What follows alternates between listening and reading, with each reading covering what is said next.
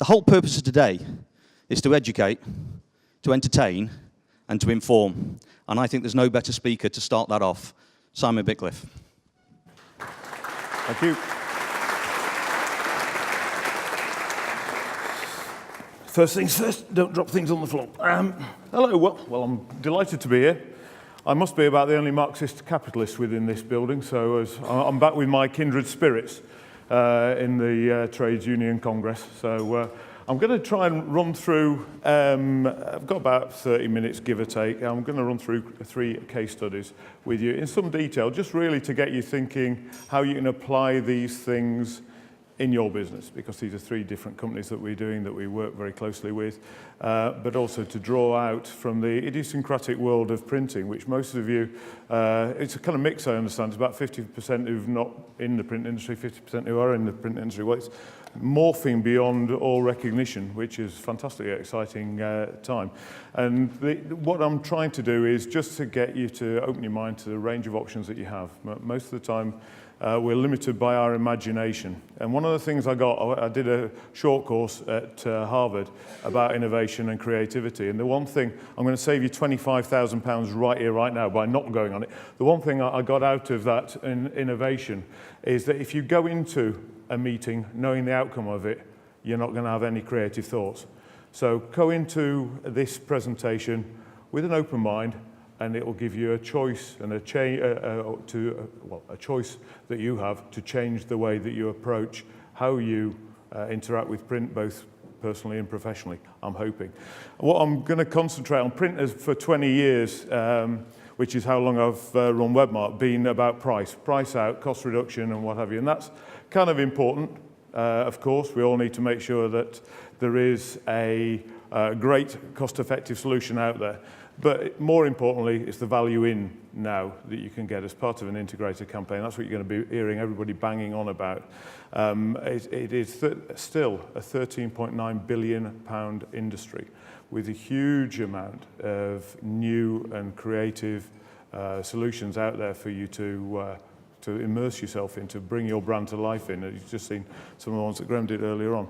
So I'm going to quickly run through a few bits and bobs. The first thing that you can do is we've got a Webmart app which we can use. In your pack, you will have had a little leaflet flyer that is in the shape of an iPhone. If you want to win all sorts of clever stuff, feel free to download our app, and you might even get a visit around the Yellow Shed of Wonderment where we exist. We've got a couple of slides just about what we are. So we are an unusual business, I think it's fair to say. We basically work with all types of customer in all sectors, and just look at applying the insight that we've got from our 542 years of experience within the Yellow Sheds to bring that to them. So this is a really kind of more of a consultative approach than selling something. We don't physically manufacture anything, so we can harvest out there the best ideas and the best insight. We've got three offices, not quite L'Oreal with its Sydney, New York, Los Angeles. We are Barnsley, East Kilbride, and the heady delights of Bicester in Oxfordshire. So in each of those areas, we've got lots of kind of experts to do it. These are the kind of things that you should expect from any supplier that you have in the print industry now. It used to be quite an opaque little world, where with black arts of certain terminology that nobody understood. And you should be able to measure everything that you do these days. All this big data thing that's out there, you can apply it to print, and using that app will show you one example of how you can do it. But everything should be measurable. If you don't know the ROI of your print, you're doing something wrong these days. You should be able to prove that in the same way as you would on a Google campaign or whatever. And there are ways and means of tracking that and achieving that. Transparency is really important. You need to get an open relationship with the print industry to maximise the benefit you've got from it. So be open. And I think you'll find on the case studies that I'll show you later on how by being open you can get exceptional returns from the money that you put into print, because it is, as we say, a reassuringly expensive medium, because it's obviously very physical, and therefore, whereas everything digital tends to zero, print will be there forever. And there's a great engagement you can get with all that kind of tactility. Obviously, you, like everything in marketing, you're continually testing. But testing becomes an awful lot cheaper now than it did before, because a lot of the print that you'll be doing is digital, and therefore you can get infinite amount of tests for the same price as doing one version quite often. A collaborative approach is really important. It should be a two-way street. It used to be client-supplier relationship. Like most of the rest of the world now, it is a peer-to-peer relationship. You've got expertise about your business, your industry, your marketplace, your customer base that we don't have. What we've got is the same in reverse about what we can bring to you. And by being more open with your suppliers, it's not a sign of weakness, it's a sign of strength. You'll get people a massive opportunity to come up with clever things outside of the norm to deliver an exceptional return on it. Similarly, with sharing knowledge, one of the hardest things we find is to get a return. You know, what is the ROI? You've measured it, but you don't share it. The more we can share, the more we can understand, the more we can deliver an exceptional next campaign with you. And obviously, working together is generally more reduces the stress and makes it a little bit more fun. Obviously, these are the kind of products that most of you deal with. There's a huge range within each of those. There's a fantastic range of stuff that you can do new. And one of the things I'll show you later on is the printers room that we developed. There are lots of qualitative analysis that you can get out there. There's real-time benchmarking tools that you can get to make sure that you understand what you're buying and making sure that you have the opportunity to get a really good value print solution all the time. And also, of course, qualitative analysis runs alongside it. In each one of these, as I say, I'm sorry there are lots of words, but each one of these, there are experts in each field who can deliver you something that is new. This presentation you can download via the app later on, so you don't have to type it out. But there are lots of new things. Just paper alone, fantastic amount of new innovations where you can send out things that feel the same weight, but is a lot lighter, therefore a lot cheaper in mailing and what have you, with different finishes on it that you wouldn't ever have dreamed possible, to give you the bounds, to give you the kind of persona that you want your brand in the marketplace. And this is where print really has changed from being a mass circulation thing to more of an engaging thing. You generally, not exclusively, but generally people land customers online these days and expand them by taking them offline, both in terms of using an app to take them out of the internet, because as soon as you're on Google or Amazon, you're a hostage to fortune. Or obviously on print with direct mail and in-pack and on-pack promotions when you send through. There is a huge range of stuff that you can do. And you know, seeing packaging that can be bespoke to one individual using their name die cut out of it is possible now, which it wouldn't be possible to do even 2 or 3 years ago. But within each of these, just reappraise what you do, how you've done it before, because there are innovative ways of achieving something exceptional for yourself and for your customers. These are the kind of market sectors that we serve, so we cover all market sectors really, and each one of these have a sectoral bias. They have different ways of approaching things, different ways of doing things. So if you're wanting to make sure that you're using innovation as effectively as you can, find suppliers who work with people who you would see as competitors, because they'll not breach any commercial confidences, of course, but they will have an awful lot of information in there as to what should work, could work within your area. So do make sure you've got a good fit between the people that you're trading with and the people that your competitors are trading with, because quite often there's valuable insight in there. And the truth is, it's all about working together. It's no different from social media. Everything that you get out there these days in business, you can't out-compete people, but you can out-collaborate them, because people generally find it very difficult to share. The more you share with people, the more you get back. And the print industry is no different. It's changed an awful lot in the last few years, and it will continue to change. There's lots of exciting stuff going on out in the big wide world, but you need to engage with people to find out about it, because it's a massively broad marketplace. So just instead of saying no when somebody rings up offering something, just ask them to say, show me something in my marketplace that is innovative that I haven't seen before. Just send it through in the post. And then you're harvesting these opportunities that you wouldn't know. The people who say, no, bugger off, I've got my own thing and I don't want to do it any other way, are missing a trick, because there's huge, huge amounts of change out there. So, how the print industry adds value? By applying the stuff that you know about your business into an industry that has invested huge amounts in new and clever stuff, and making sure that you get the right fit. Because the average range of prices that we get back from our 380 suppliers, and this is, bear in mind, we're giving the specification exactly right to exactly the right kind of people. The average range of prices we get back for that same product, UK only, or European, doesn't matter, it's 48%. Now these people are not trying to, these printers are not trying to rip us off. It's just that there is no actual price of print. It changes by the minute, by the day. So you need to harvest that to make sure that you're getting the best value at that moment in time. The biggest survey that was done in the world was by the Swiss Print Federation, who went out to people who didn't know anything about print, but buy print. We've got one at university, they've got 600 people buying print through our portal, all different ranges of expertise and stuff. For those people who don't know where to go, then the average range of prices they got back from that survey was 200% from top to bottom. A massive range of prices. So you've got to look, whereas a lot of this is about innovation, and the procurement best practice is really important as well. And if you can get some software to do it, there are solutions out there, a range of them. We've got our own, obviously, and others have others. But make sure that you build innovation into it. It's not all cost out, it's value in as well. And what we've tended to do with the case studies I'll show you is all the savings that we've made have reinvested in new clever stuff to drive response rate. And that way you keep your budget the same, but you're getting a better return on it, which is obviously an intelligent way of evaluating things. So first of these, cook trading. I don't know how many of you have ever heard of cook trading. They're very, very nice food. If you're like me, who can't be arsed cooking, I would strongly recommend you get your freezer full of this kind of stuff. It's a brilliant company down in Sittingbourne. I've dealt with them for years. And on this case study, basically, they're growing like topsy. They're about 50 million now. They're growing lots of stores and mail order, and they've got lots of little subsidiaries within other big stores as well.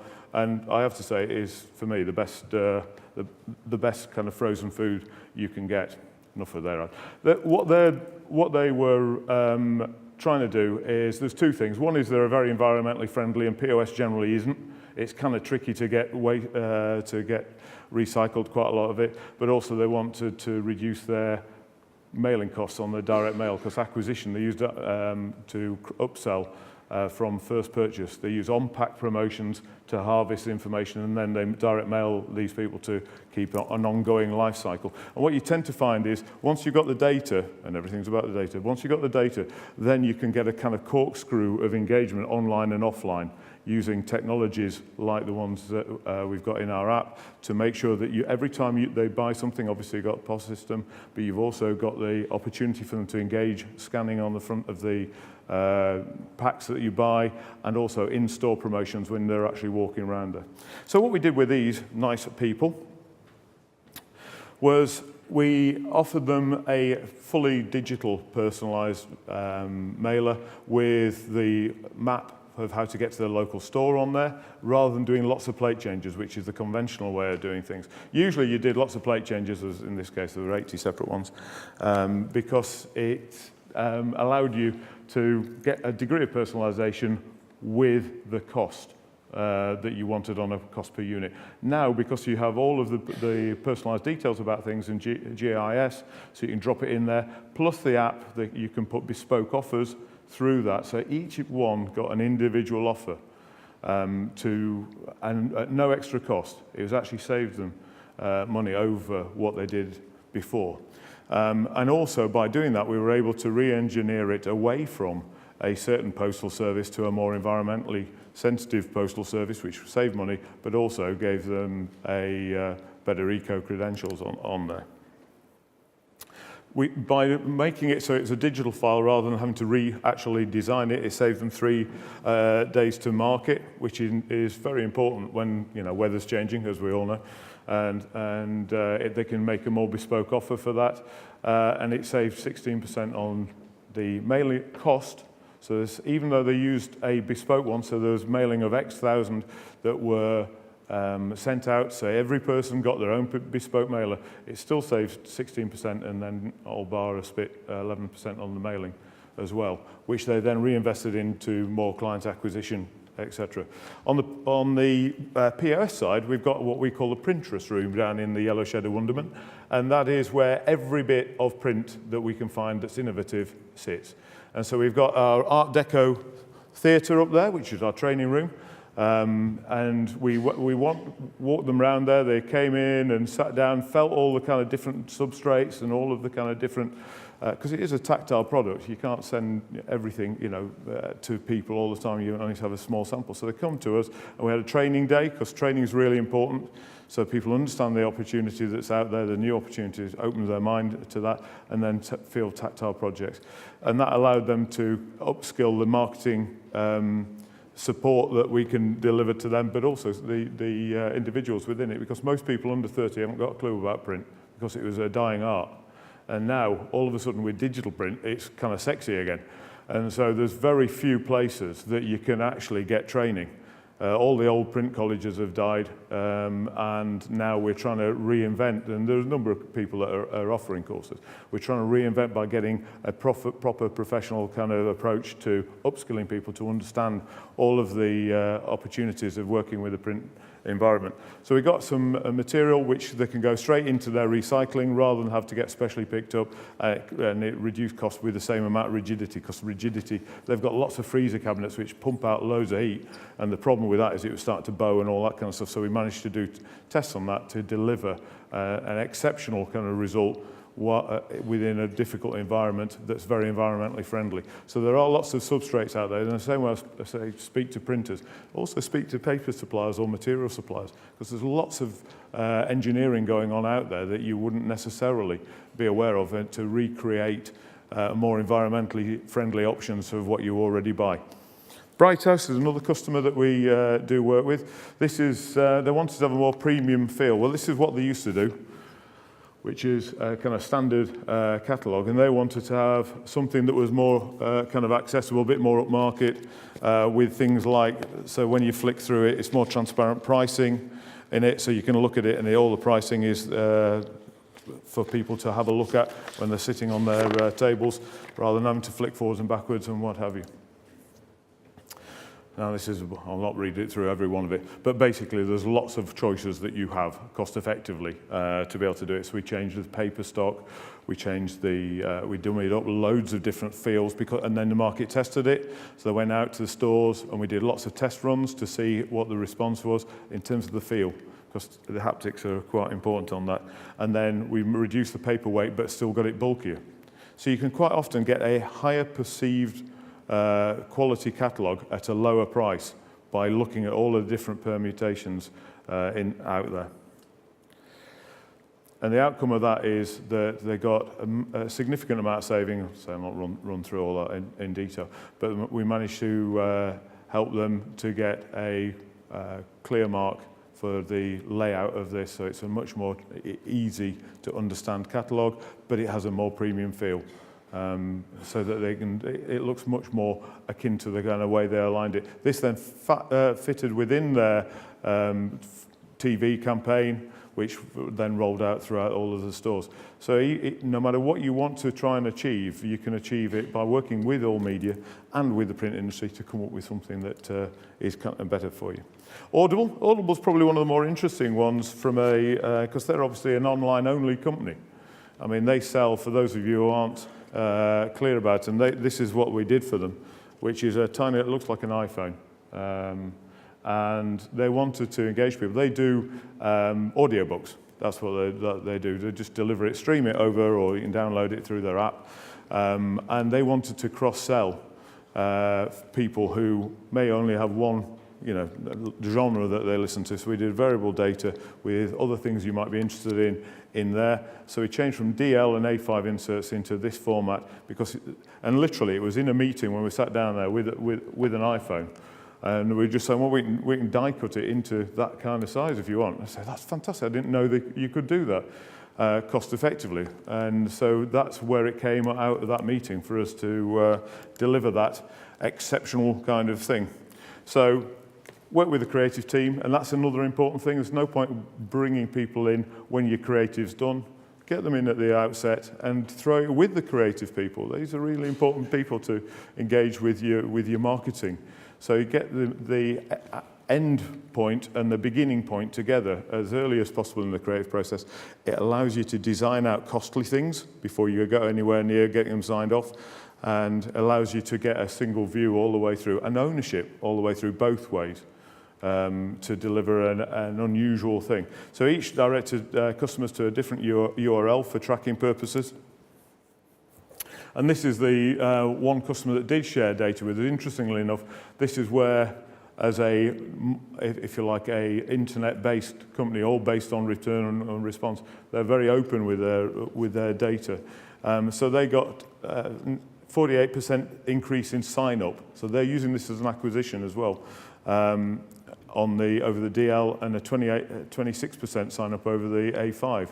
So I mean, I couldn't quite work out why one would be double to the other, and I don't have an answer to that. But it does show that by testing over different types of formats, you can get significant changes in your outcome. So do try to test different things. I mean, you don't obviously have to be that. You can die cut in everything that you want to do with somebody's name, with all of that kind of stuff, so the physical product is retained and what have you. But these are choices that you have now out there, which weren't there 2 or 3 years ago, to give a cost-effective alternative to the type of stuff that you do already. So do what they did to us, is throw all the stuff on the table, rather like Apollo 13, and say, right, make something cool out of that. And you come up with ideas, you have a brainstorming session, you can bring all your suppliers in together. You know, this is not something that it's an exclusive thing. Bring everybody in to work together so you come up with ideas, and just suspend your preconceived ideas of what good looks like in your marketing comms. And you will find that, don't forget, the print industry, in the nicest possible way, are brains for free. You usually pay for for consultants. To come in and re-engineer stuff and to look at things laterally and creatively. You know, if it was KPMG, you'd be paying 600 quid a day to 2,000 quid a day. But because the print industry, don't ask me why we do it, but anyway, we do it for free. Bring these people into your circle of trust, without sounding too much like Robert De Niro, and then and you can actually harvest an awful lot of ideas for free, and it's an ongoing cycle. There are new stuff coming out. All the stuff that was mentioned earlier on is there and available now, and it's an application of many of those different things together which give you an idea. So all of your suppliers, existing or future, will be interested in training you, so take that up. Continual professional development is a massive thing, and this is more of a technical thing, but the skills that you learn about collaboration, about creativity and what have you, you can apply it within your print brief, because it's generally one that's overlooked in terms of creativity. So you've got a great case study internally within your organisation that you need to do. Obviously, brand management, environmental management's coming back again, irrespective of whether we stay in the UK or overseas. We've all got carbon reduction targets that we are going to be having to apply, and that applies for your business as well. It will be taxed significantly in the midterm. And DR, as things go in the cloud and stuff, be very, very, very, very, very, very careful about your data. So make sure that you're working with ISO 27001 accredited suppliers, because there is an awful lot of stuff out there that you'll be sending stuff to that may go AWOL, and 10% of your turnover can be fined if you're giving client data out unwittingly, or not have a chain of custody in place that you want to do. And look for continuous innovation. When somebody rings you up, do not put the phone down on them. Just have a very brief two-minute conversation, and just say, right, tell them the biggest issue that you've got on there, and see if they can come up with something that is a solution to you. That way, by having that kind of open dialogue, you can do it really time effectively, and you can also come up with some really, really clever ideas by combining all of those different innovations together. Coming up to the end of my time, but this is the flyer that you've got in there. If you download the app and scan it in, there's no graphic device on this, unlike the other ones that you show. There's no QR code. You don't have to build anything into this type of technology so you don't have to ruin your creative. Even on things that have already been printed, you can reverse engineer to make them interactive with current information. So instruction manuals and stuff, you can use the app to deliver, videos of how to use it or best practice and all that kind of stuff. It's really, really clever tech. So if you want to understand a bit more about that, please do download the remarkably garishly yellow WebMart app, because everything in our world is remarkably yellow. I think we're having a question and answers later, so I shall leave that till then. And if you want any more information, please get in touch via that. Thank you very much. Simon, can we just have one question? Yeah. Right. Question I thought about there while you were talking. We are having a Q&A session later on, by the way, where we'll be able to pose questions to the panel. But in this particular instance, you've talked specifically about a sort of a consultative, bespoke approach to the examples that you gave there. Yep. How difficult is it to overcome when somebody just phones for a quote? Generally, it's, you've got to ask open-ended questions. And most people, it's difficult. It's about trust. Trust is the most, without being all kind of like right on about it, trust is the most efficient way of working. There is no, in any walk of life, the more you trust people, the more that they'll share with you. Now, being a northerner, I trust everybody from day one, straight away. Down south, they take weeks, years, for people to accept them. So the advantage of being northern in this, well, there's two advantages. One, the other's bluntness, which you can get away with. But the advantage of being northern is that very quickly people don't change their spot. So if they're going to screw you, they'll screw you very quickly. And if they don't, and if they work with you, then you can actually find out very quickly these are people that you want to be working with on the long term. So trust people, share stuff, not commercially sensitive stuff, but kind of broad brush stuff, and you'll find out who comes up with the most innovative, who comes up with the most creative, who works with you to deliver something to you. And so if people ask for information outside of the specification, they're not trying to find out stuff for Machiavellian reasons. They're wanting to try and come up with at least one change from what you're giving them, one change to the spec, one change to the way you deliver it, that will give you a competitive advantage. So just be slightly more open-minded would be my strong recommendation. Absolutely. Remove the word quote, I think. Absolutely. Thank you. Cheers. Thank you, Simon. Brilliant.